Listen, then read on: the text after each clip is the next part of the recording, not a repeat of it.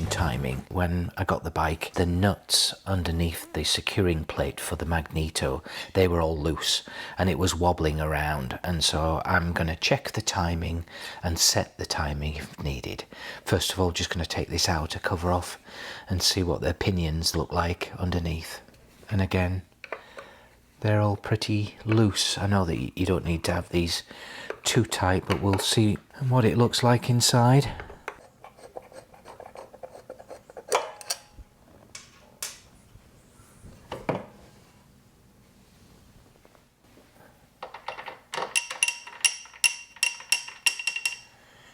Yeah, no grease, and the chain is way too slack.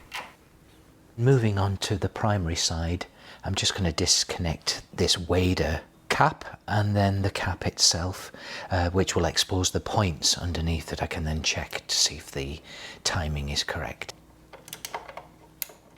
My understanding is this is called a wader, and the idea is that this is basically a breather that is waterproof, and there's a pipe that just goes up over here so that if ever the competition bike goes in a river or a stream or bog or something like that, it keeps the Magneto points dry.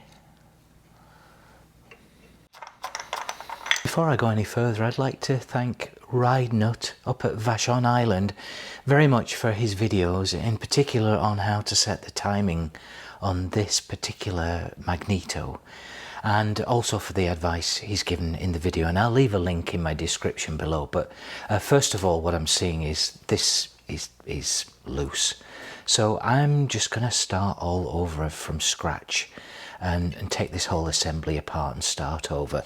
But my understanding, and thank you Ride Nut, is that this is what they call a slack wire Magneto for competition models like this. It has this housing on the left hand side, and the idea is that you would pull on the lever to set the Magneto to retard, full retard, and then you push it back and it's slack, and that's at full advance now. The idea apparently is if the wire were to snap, it would automatically go to full advance for these competition models, and for the road bikes or the touring bike, it's on the other side, where if the wire snaps it goes to full retard. So that's just a starting point. This is the wire that keys into this cam ring here in the Magneto, and there's a little slot in there, and then also a retaining slot that I need to check here as well. But I'm going to take this all off, and just to show you the mechanism inside here, and there's a very good explanation of this in Ride Nut's video as well. I'm just pulling out the cam ring.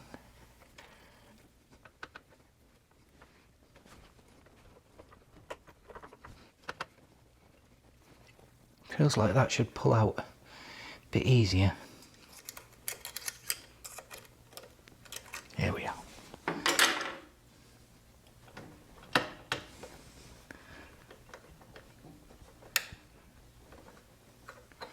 Okay, finally. It looks a little worn. I'll give that a good clean up.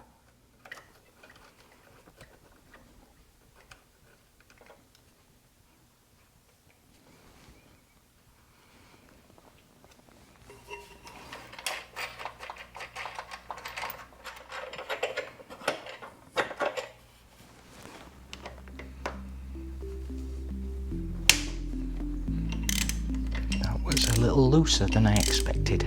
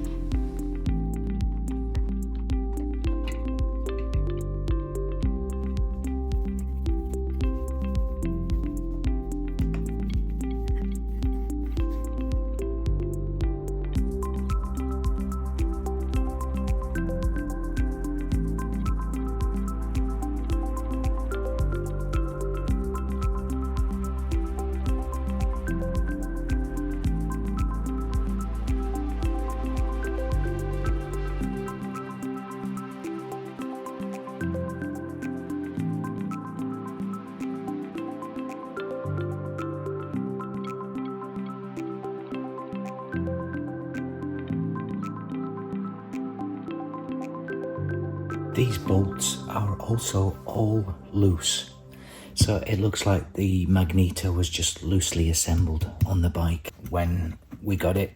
And also thanks again for the tip about not putting washers under these two as well, because there isn't a lot of clearance between this and the crankcase.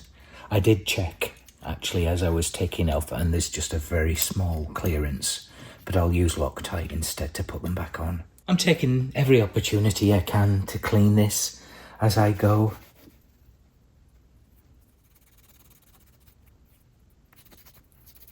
This is a very interesting arrangement for the Magneto, and you'll see this in the video that I included. But essentially the cable from the handlebars with the advance and retard lever, the cable, the other end of the cable comes down here and it fits into this here.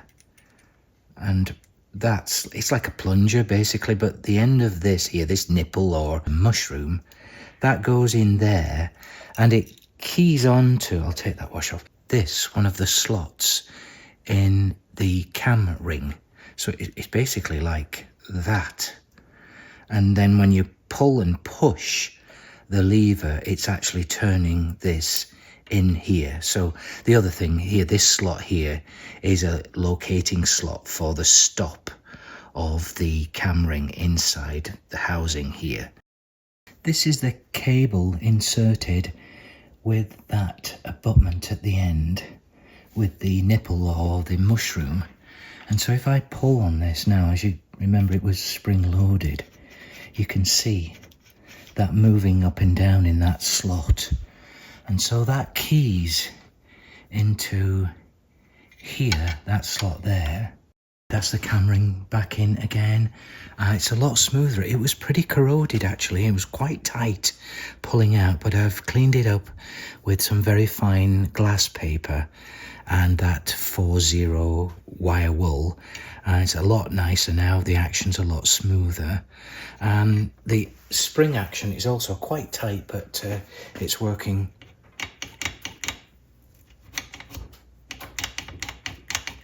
very well, much better than it was.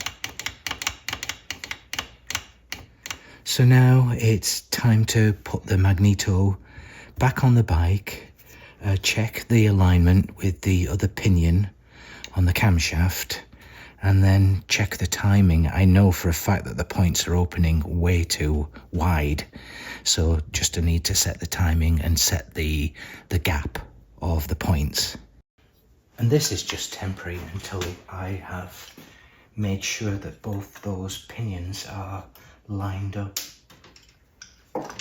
It's the plate that's tight, but the Magneto on the top is sitting in those slots and it's loose until I've lined these pinions up. So you can see that laterally it will move in and out until I get this pinion lined up, and then I'll nip everything up. And again, I haven't even started with the timing yet. This is just to see if we can get these two pinions to line up, and then we can nip them down. I've got this straight edge ruler, 6-inch ruler. I'm running it along the face of the bottom pinion with this Magneto pushed as far back as I can, just as a starting point in the slots, and I lie that on there, and I see that there's a gap here on the top. And so what I want to do is pull that forward. This is all about getting your chain aligned across the two pinions. So if I pull that forward, it doesn't go that far actually.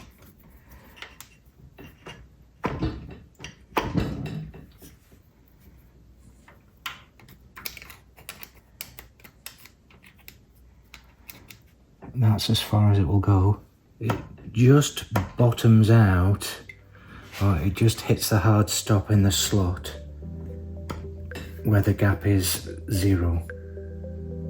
So that tells me I want to tighten that magneto up as far as close to this as possible.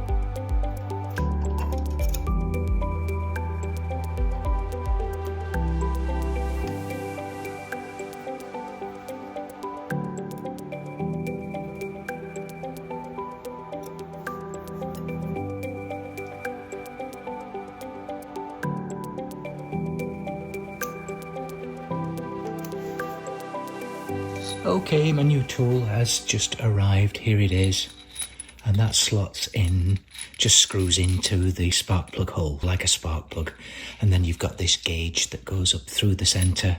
I took the clip off here that traps the bar intentionally, because it actually wouldn't fit into the spark plug hole. So now I'm just going to turn the wheel to get onto the compression stroke. I'm going to check top dead center again, and then also get it to the BTDC, the before top dead center position, which is about ½ an inch higher than top dead center on this gauge once I've established TDC. I'm in 4th gear, so that it will make it easier to turn the wheel, and I'm just going to try and get to the compression stroke with my finger in the plug hole.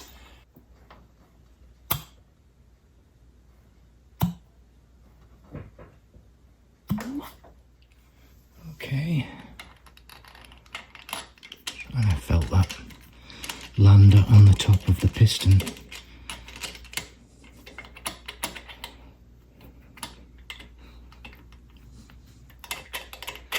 Okay, that's at 4.3, so I'd say that is exactly top dead center. Okay, couple of little problems, nothing major, but there was also a circlip around this ring piece here, so when I try and measure ½ an inch, or the equivalent is 12.7 millimeters higher, this was bottoming out on the body of the unit. And so what I've done, I've taken off the circlip, I've drilled a little hole, and I've added a split pin here so that it won't drop through. And then I've just filed a little notch that's exactly 12.7 millimeters above the top dead center mark. So that should be the before top dead center mark that I'm shooting for. That's the tool back in the spark plug, and we are, yes, we're still at top dead center, so 4.3, and I need to put it here on this line here, but before top dead center. So when I take the engine back, so that it's still coming up on compression stroke, but it's here before top dead center.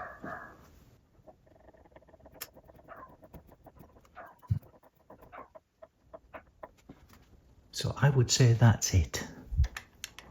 That is 12.7 millimeters or ½ an inch before the marker for top dead center using this tool. And I'm just going to double check that again now.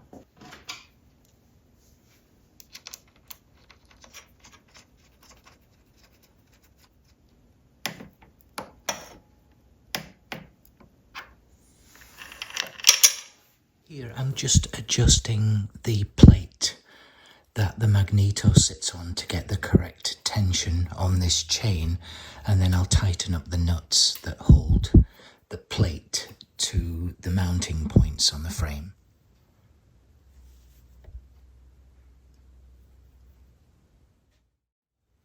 Finally getting around to setting the timing on the magneto. Everything's set up, just ready for this. And so rather than using cigarette paper, I'm going to use this machine here. It's called a Magneto Synchronizer, and I'll leave a link below. I'm not sure if they still sell it because I bought this about 15 years ago, and it's been great. I used it on my Triumph in the beginning, and then the Vincent as well, thank you Martin. Here's a little bit of information about it, but it measures a change in inductance on the coils of the Magneto, and so essentially you attach one wire to the ground, another to the Magneto, you turn it on, and then you rotate the Magneto, and at the very moment that the points open and there's a change, it will sound an alarm. There's quite a loud alarm on this machine that tells you exactly when the points have opened, and that's when we want to lock down the sprocket on the camshaft pinion and the timing is set. So turn that on. The points are about here right now. Reach round, grab the chain,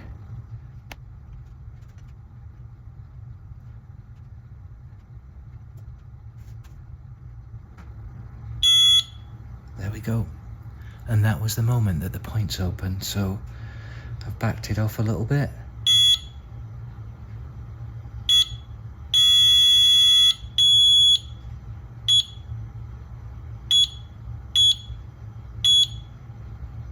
So I'm going to just let it go on to denote that the points are just opened, and then I'll shut the machine off because it gets quite loud.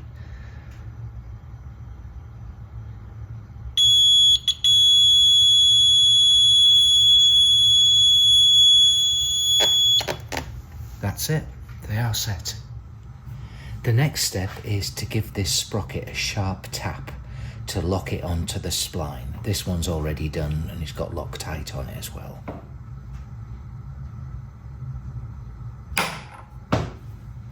Okay, that should have locked it onto the spline, and now I need to remove the nut, add some Loctite, and then tighten it up.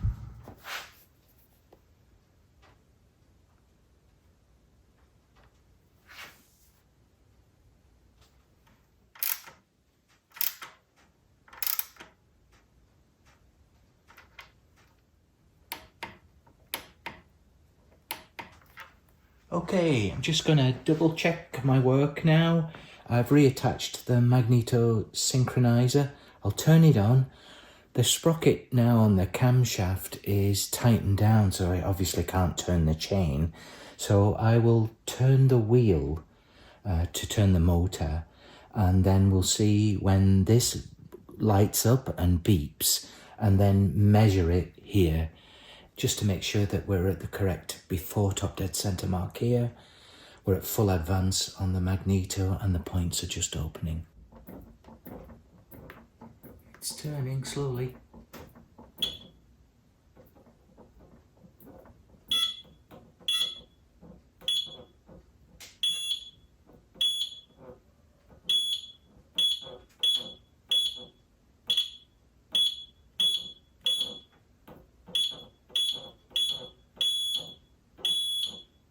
Okay, if I just hold the wheel, it goes off. So let me put that tool in there now.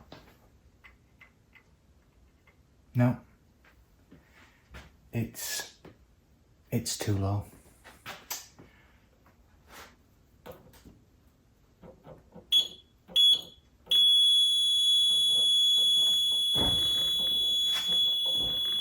Yeah, it's off. Okay, time to do that again.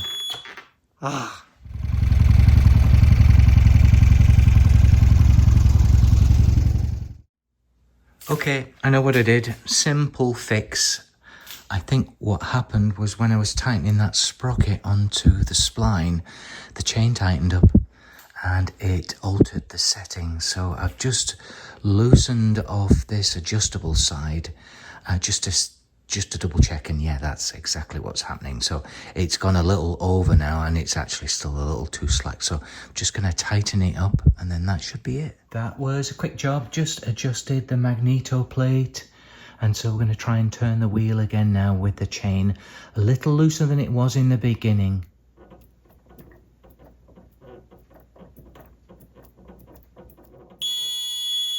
And there it is.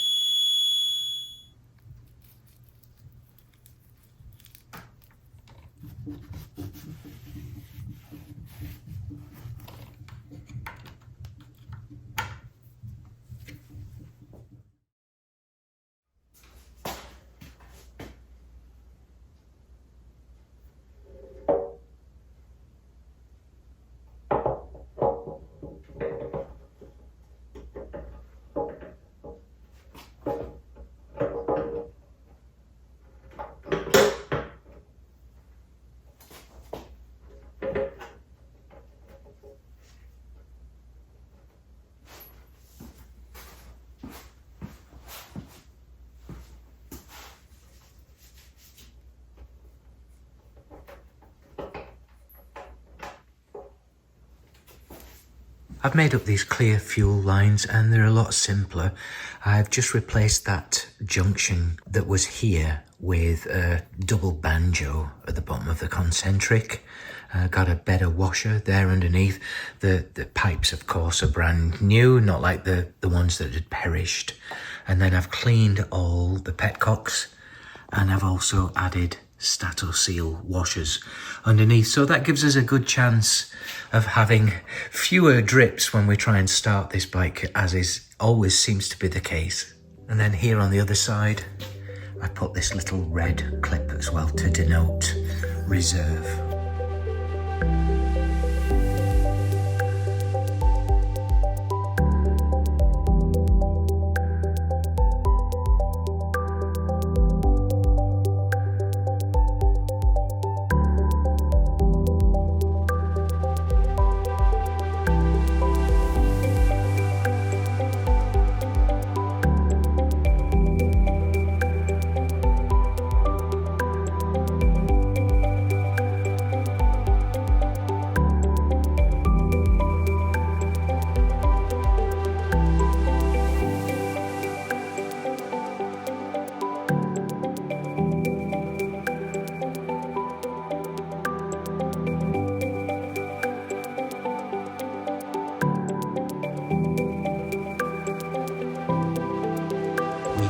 Another moment of truth. So everything's back together now. I hope that timing is correct. I've got the bike on full retard with the advanced mechanism, and so I just need to let the fuel in, give it a couple of tickles, and we'll try and start this bike.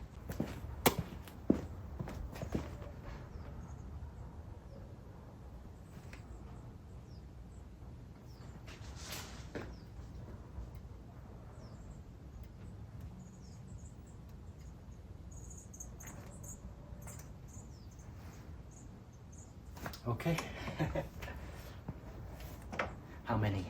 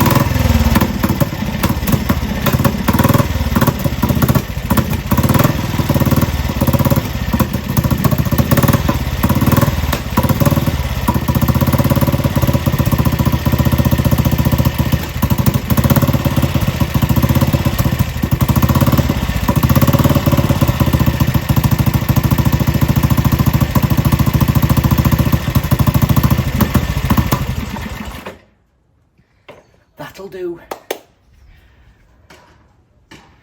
Brilliant.